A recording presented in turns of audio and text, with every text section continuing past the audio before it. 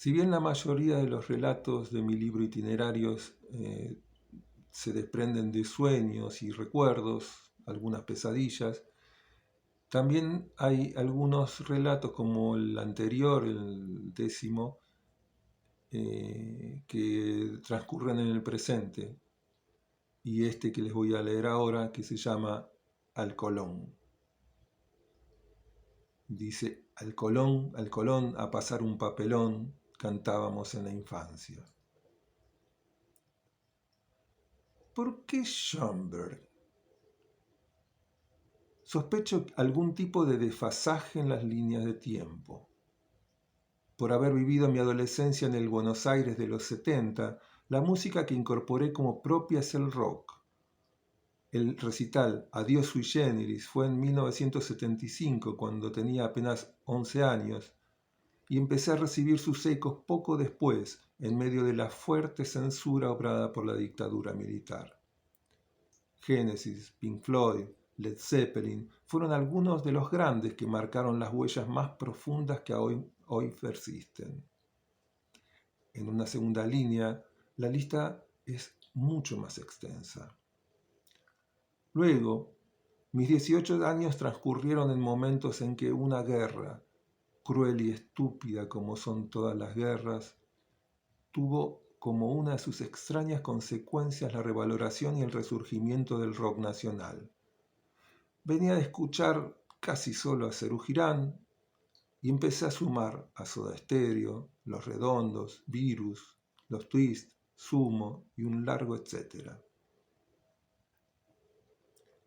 Esa noche seguí al Colón sobre la hora del inicio del concierto sin haber leído el programa, de manera que el pianista finlandés saludó al público, se sentó y atacó bruscamente el teclado del gran piano en medio del escenario, para total desconcierto de mis oídos. Reflexioné sobre ciertas capacidades de los sentidos. Podía cerrar mis párpados para interrumpir mi visión, pero mi oído no tiene un equivalente. También pensé: estoy en el Teatro Colón de Buenos Aires, tertulia. Este artista vino desde Finlandia a interpretar este repertorio como solista. No puede estar tocando mal. Esa sensación se deberá a mi escaso conocimiento de la música seria, de la que disfruto siempre a Mozart, Bach, en menor medida a Beethoven, Vivaldi, los sublimes nocturnos de Chopin y poco más. Pocos instantes después me relajé y decidí aceptar lo que estaba recibiendo con mi mejor disposición. Aparté mi mente lo más que pude, cerré momentáneamente mis ojos y dejé que la música hiciera lo suyo. Difícil poner en palabras una sensación que se apoderó de mí. Sentí vívidamente el estado de ánimo de una persona viviendo un particular momento de la historia en determinada sociedad cuyo mundo había sido recientemente sacudido hasta los cimientos por la Gran Guerra. Tenía la absoluta certeza de que lo que escuchaba había sido compuesto en el período entre ambas guerras mundiales y en ambientes germanos. ¿Cómo lo sabía? Lo desconozco. Misterios insondables de los hilos que tejen las notas musicales. Lo más notable es que sentía que esa música era tan propia como si fuera la vivida en mi juventud, y llenaba mi pecho de una emoción intensa y cierta melancólica tristeza. A la salida del concierto, la propuesta era una cena en una tradicional pizzería de la avenida Corrientes, así que rápidamente pasé a temas mucho menos reflexivos. Pero al otro día persistía en mí el recuerdo de esa intensa experiencia y tuve la imperiosa necesidad de confirmar mis percepciones con datos externos concretos, leyendo el programa. Efectivamente, Arnold Schoenberg, Suite para piano opus 25, compuesta en 1924, siendo la primera obra que sigue completamente el sistema dodecafónico. Esto me condujo a reflexionar sobre otros eventos que han producido efectos similares en mi conciencia a lo largo de mi vida. Así fui reconociendo una constante. En cada manifestación de mi interés, las identificaciones se dieron y se dan siempre con objetos y situaciones que provienen del período previo a mi nacimiento. Insinuaré apenas algunos ejemplos sin exponerlos con profundidad de la reflexión realizada en aquel momento.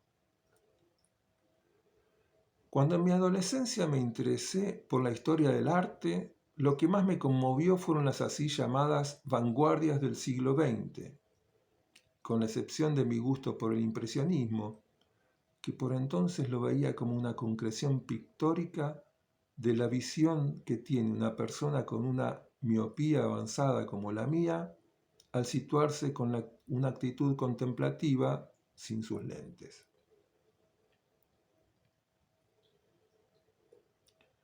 Luego la Bauhaus, Weimar 1919 a Tissot 1933, definía mis preferencias en materia de diseño y su pedagogía, y tal vez de la ideología frente a mis principios en la profesión de diseñador industrial y mi práctica docente. No era un proceso de afuera hacia adentro, sino que cuando estudiaba lo que habían hecho entonces, descubría que coincidía con lo que yo concebía íntimamente. Desde niño tuve una marcada atracción por los automóviles, mas los que más me emocionan hasta el presente son aquellos creados entre las décadas del 20 y del 50, con mayor énfasis en los años 30. Y cuando hablo de emoción me refiero estrictamente a eso, no a una contemplación y valoración estética, sino de lo que siento al ingresar en un auto y percibir su espacio interior, su materialidad, su aroma, sus sonidos, aleccionar sus comandos o regular las válvulas del motor y ponerlo en marcha con mis manos aún manchadas en aceite.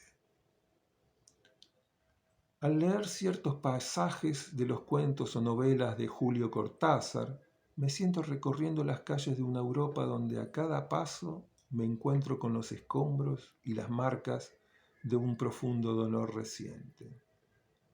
¿A qué se debe esto, que no pude nada mejor que describir como desfasaje de las líneas de tiempo? Cuando en vez de contemplar el paisaje que me rodea en este momento presente, me conecto con mi interior, muchas veces estimulado por una obra de arte, una descripción escrita, un tema musical o una escena audiovisual, mi sentir se traslada velozmente a esa época no vivida y a esos lugares no transitados, por lo menos en mi vida presente.